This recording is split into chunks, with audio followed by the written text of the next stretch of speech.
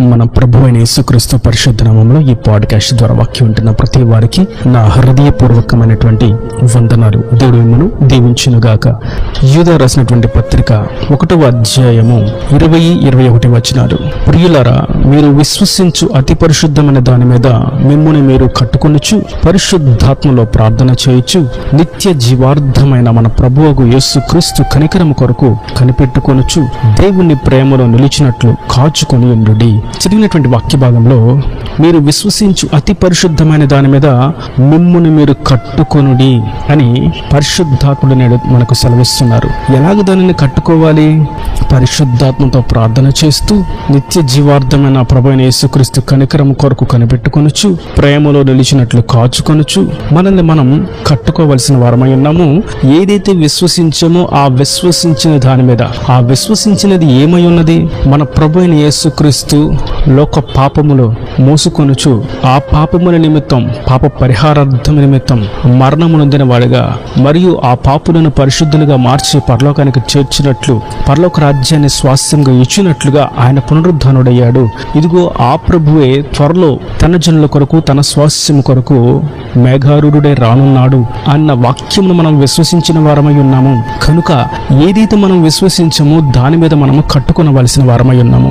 దాని అర్థం, నేడు రక్షణ దినం ఆయనను మీ స్వంత రక్షకునిగా అంగీకరించండి, ఆయన కొరకు మీ జీవితాన్ని ప్రతిష్ఠించండి, ఆయన కొరకు మీరు జీవించండి, ఆయన సత్య మార్గమును నిలిచి ఉండండి, ఆజ్ఞానుసారంగా జీవించండి అని తెలియచేస్తున్నప్పుడు అది మనకి తెలిసి కూడా ఇంకా మనల్ని మనం కట్టుకోలేకపోతున్నాము అంటే అది ఎంతో బుద్ధిహీనమైనటువంటి విషయం. అందుకే ప్రభు అంటున్నారు, మీరు విశ్వసించు అతి పరిశుద్ధమైన దాని మీద మిమ్మల్ని మీరు కట్టుకునుడి. ప్రభు ఈ భూమి మీద సస్యరెడ్డిగా సంచరించాడన్న సంగతి తెలుసు. ఆయన పాప క్షమాపణ నిమిత్తం ఆయన పరిశుద్ధ రుద్రమును చిందించాడన్న సంగతి తెలుసు. ఆయన మరణపు ముళ్ళను విరిచి పునరుద్ధానుడయ్యాడన్న సంగతి తెలుసు. ఆయన త్వరలో రానయ్యున్నాడన్న సంగతి తెలుసు. అయితే అది విశ్వసించినప్పటికీ దాని మీద మనల్ని మనం కట్టుకోకపోతే సాతాను సులువుగా త్రోవ త్రప్పించి మరణ మార్గమును నడిపిస్తున్నాడు అన్న సంగతి ఎరిగి ఉండవలసిన వారమై ఉన్నాం. నేటి దినాన దేవుడు మనం విశ్వసించిన దాని మీద కట్టుకోమని తెలియచేస్తున్నారు.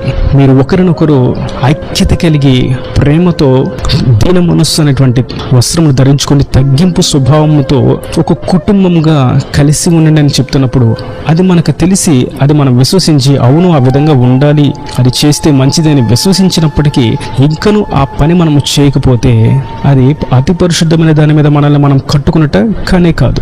మీరు పూర్ణ హృదయంతో, పూర్ణ బలంతో, పూర్ణ వివేకంతో, పూర్ణ శక్తితో ఆయనను ఆరాధించండి అని తెలియజేసినప్పుడు అవును అలా చేయడం చాలా మంచిది, అలా ఆరాధించడానికి మేము ఎంతో ఇష్టపడుతున్నామని చెప్పి కూడా ఇంకనూ ఆ పూర్ణ హృదయంతో ఆయనను ఆరాధించకపోతే, పూర్ణ వివేకంతో, పూర్ణ శక్తితో, పూర్ణ బలంతో ఆయనను స్తుతించకపోతే ఆ మాటకు ఎదురాడి నడుస్తున్నారు అన్న సంగతి వాస్తవం. మరియు ఒకరి యందు ఒకరు కనికరము కలిగి దయగా మాట్లాడుకుండి అని తెలియచేసినప్పుడు ఆ విధంగా కాక ధనాన్ని బట్టి, అధికారాన్ని బట్టి, ఆధిపత్యాన్ని బట్టి, విలువైన వస్త్రాలను బట్టి, కలిగినటువంటి వాహనాలను బట్టి, పేరు ప్రఖ్యాతులను బట్టి నేనే గొప్ప అనేటువంటి గర్వంతో, డమ్మంతో, అహంకారంతో ప్రవర్తిస్తూ ఉంటే దేవుని యొక్క సత్య వాక్యానికి ఎదురాడుతున్నారు అన్న సంగతి కూడా వాస్తవం. కనుక ఈ వాక్యం ఉంటున్నటువంటి నా ప్రియ సహోదరులారా, మీరు విశ్వసించిన దాని మీద మిమ్మల్ని మీరు కట్టుకునడి. విశ్వాసం దేని మీద ఉంచారు? అది చాలా పరిశుద్ధమైనది. ప్రభు మీద ఉంచారు. ఆయన చెప్పిన ఆజ్ఞను గుర్తెరిగారు, విన్నారు, చదివారు. ఆ వాక్యం మీకు తెలుసు. అయినా సరే మీరు కట్టుకోవట్లేదు. ఆ పరిశుద్ధమైనది ఎంతో శ్రేష్టమైనది. దాని మీద మిమ్మల్ని మీరు కట్టుకోవలసిన వారై ఉన్నారు. అది మీరు విశ్వసించినటువంటి ఆ సత్య వాక్యమే. అయితే నేడు మనం గమనిస్తూ ఉంటే అనేకులు విశ్వసించిన దాని మీద, అతి పరిశుద్ధమైన దాని మీద జీవితమును కట్టుకోలేక ఇసుక మీద వారి జీవితాన్ని కట్టుకుంటూ ఉంటారు. పునాది లేని పరిస్థితిలో వారు భవన నిర్మాణమును చేస్తారు. అకస్మాత్తుగా వచ్చేటువంటి శోధనను బట్టి, శ్రమలను బట్టి వారు కట్టుకున్నటువంటి ఆ యొక్క భవనం అర్ధాంతరంగా క్షణాలలో కుప్పకూలిపోతుంది. కారణం అతి పరిశుద్ధమైన దాని మీద వారిని వారు కట్టుకోకపోవటం చేత. ప్రేమలో నిలిచి ఉండాలన్న సంగతి మనం గుర్తించాలి. పరిశుద్ధతలో ప్రార్థన చేయాలి అన్న సంగతిని మనం గుర్తించాలి. ఆయన కొరకే మనం కట్టిపెట్టుకుని ఉన్నాం అనేటువంటి ఆత్మీయ స్పృహ కలిగిన వారమై ఉండాలి. ఈ స్థితిలో మనం ఎప్పటికప్పుడు అతి పరిశుద్ధమైనటువంటి ఆయన వాక్యం మీద మన జీవితంలో కట్టుకుంటూ పైకి ఎదుగుతూ ఉండాలి, వర్ధిల్లుతూ ఉండాలి ఆత్మీయంగా.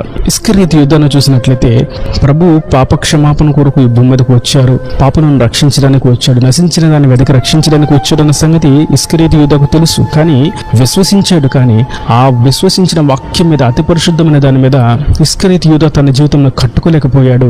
క్షణభంగురమైన, తుచ్చమైన, వ్యర్థమైన ధనం మీద తన జీవితాన్ని కట్టుకున్నాడు. అపవాది వేసినటువంటి ఇసుక పునాది మీద తన జీవితంలో కట్టుకున్నాడు. తన జీవితం కొన్ని రోజుల్లోనే అర్ధాంతరంగా ముగించబడింది. కారణం, అతడు విశ్వసించిన అతి పరిశుద్ధమైన దాని మీద తనను తాను కట్టుకోకపోవడం. తనకు తెలుసు ప్రభు ఎవరో తెలుసు, రక్షకుడని తెలుసు, పరలోకము ఉందని తెలుసు, నరకము ఉందని సంగతి తెలుసు, ప్రభు అత్యున్నతుడని తెలుసు, ప్రభు అద్వితీయ కుమారుడు అని తెలుసు, సర్వసృష్టికి ఆధారభూతుడు అని తెలుసు, యూదులు ఎవరో తెలుసు, అన్యజనులు ఎవరో తెలుసు, పాపం ఏంటో తెలుసు, పరిశుద్ధత అంటే ఏంటో తెలుసు, ఆజ్ఞ తెలుసు, ఆజ్ఞ అతిక్రమం అంటే ఏంటో కూడా తెలుసు. ఇదంతా తెలిసి కూడా విశ్వసించి కూడా ఆ పరిశుద్ధమైన దాని మీద తనను తాను కట్టుకోలేకపోయాడు. కనుకనే తన జీవితం ముగించబడింది. నేటి వాక్యం ఉంటున్నటువంటి నా ప్రియ సహోదరులారా, సంఘములో అనేకమైనటువంటి శ్రేష్టమైనటువంటి లేఖనాలు, పరిశుద్ధమైనటువంటి వాక్యాలను సమయానుకూలంగా సేవకులు బోధిస్తూ ఉంటే, అవును అది సత్యమే, నేను ఆయన రక్షకుడిగా అంగీకరించాలి, ఇక ఆయన రక్తంలో కడగబడాలి, పరిశుద్ధాత్మ శక్తి చేత నింపబడడానికి ఇది సమయము, ఆయన సాక్ష్యాన్ని జీవించడానికి ఇది సమయం, అనేకులను ఆయన వైపు పురుకొల్పడానికి నేను తీసుకొని రావడానికి ఇది సమయం అని తెలిసి కూడా, విశ్వసించి కూడా ఇంకా వాటిని మన జీవితంలో అవలంబించకపోయినా, మనం ఆ వాక్యాన్ని మనం అన్వయించుకోకపోయినా, వాక్యం సెలవిస్తుంది ఇంకాను మీరు అతి పరిశుద్ధమైన దాని మీద మిమ్మల్ని మీరు కట్టుకోలేకపోతున్నారు అని.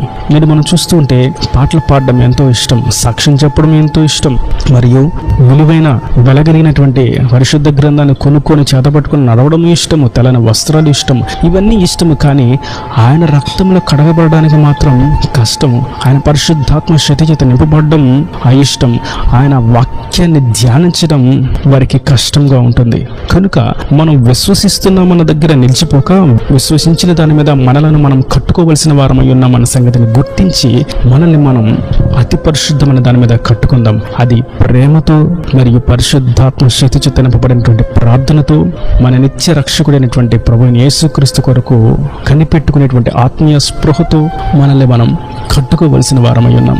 ఒకవేళ ప్రేమ లేకపోయినా, ప్రభు నేడు రానై ఉన్నాడు అన్నటువంటి ఆత్మీయ జ్ఞానం లేకపోయినా, ఆత్మలో ప్రార్థన చేయలేకపోయినా, ఇవన్నీ అతి పరిశుద్ధమైన దాని మీద కట్టుకోకుండా ఉండడం అన్న దానికి నిదర్శనం.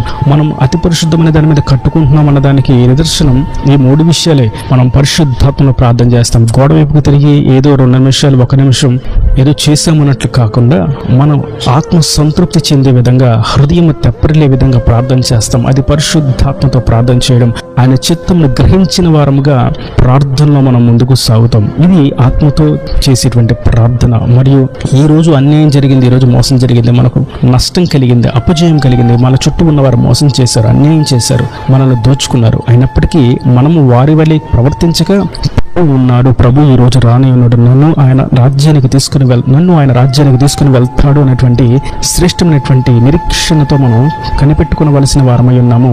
జరిగిన దానిని బట్టి తీర్పు తీర్చక, మనం పగదీర్చుకొనక ఆయనకు అప్పగించవలసిన వారమై ఉన్నాము.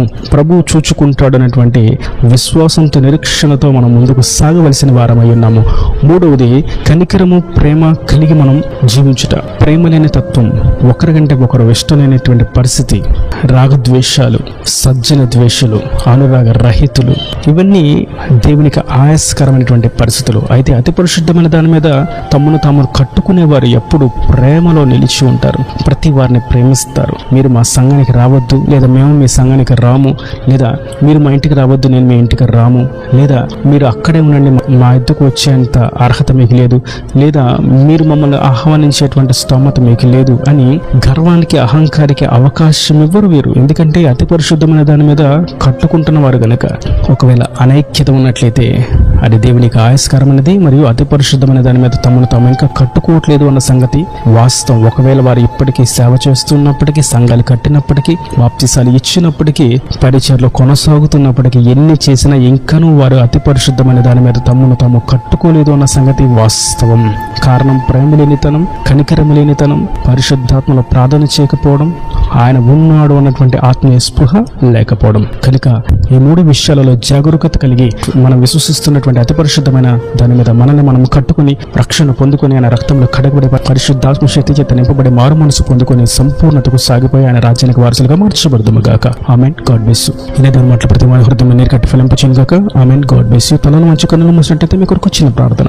ప్రేమ స్వరూపీకరణ కటాక్షంగా తండ్రి, నా ప్రభు వాక్యం ప్రతి వారిని మీ నిండాలుగా దీవించి ఆశీర్వదించండి. మీరు విశ్వసించిన అతి పరిశుద్ధమైన దాని మీద మిమ్మల్ని మీరు కట్టుకోండి అని మీరు సెలవిచ్చారు. ఆ కట్టుకునే విషయంలో ఆత్మతో ప్రార్థించాలని, నీవు ఉన్నావు, నువ్వు రానయ్యున్నావు అనేటువంటి ఆత్మస్పృహ కలిగి ఉండాలని, మరియు కనికరమును ప్రేమ కలిగి జీవించాలని మీరు ఎంతో శ్రేష్టమైనటువంటి విషయాలు తెలియజేశారు. అట్టి విధంగా వాక్యం ప్రతి వారు అతి పరిశుద్ధమైన దాని మీద తమను తాము కట్టుకుంటూ కృపద ఇచ్చింది. ఇంకా వారి ప్రతి అవసరతను అక్కరుని మహిమశులు తెచ్చి నేను అక్కడ రాజ్యాన్ని సిద్ధపరచమని యేసు పరిశుద్ధ నామమున ప్రార్థించి వేడుకుంటున్నాను తండ్రి. ఆమెన్. ఆమెన్.